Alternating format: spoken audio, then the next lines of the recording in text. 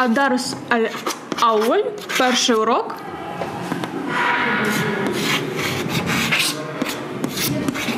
التعارف знайомство. Having a knowledge of Arabic language and culture can provide students a huge advantage in the modern world. At this school near Kiev, young Ukrainian students are learning the basics with the help of Katerina Melanchuk, a student at Kiev's Shevchenko University. Як відповідають на запитання «Сабахуль хайр»? Сабахуль нуль.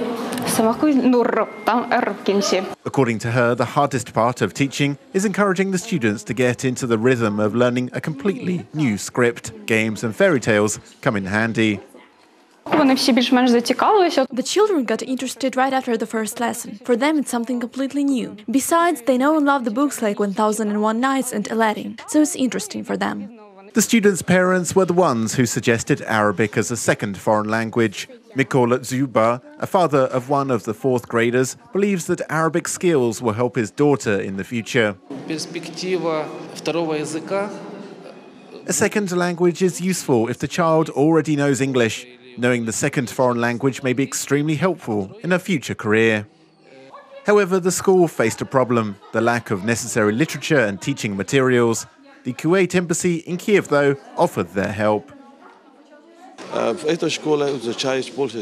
The ambassador of Kuwait to Ukraine says they teach over 10 languages in this school. They needed material support to start this program. We were able to provide them with books in Arabic and other educational materials. I am happy to see children who study the Arabic language.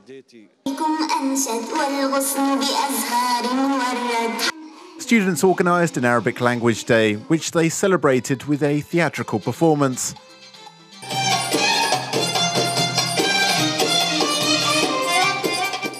They staged a fairy tale about a Ukrainian Cossack who made friends with an Eastern genie.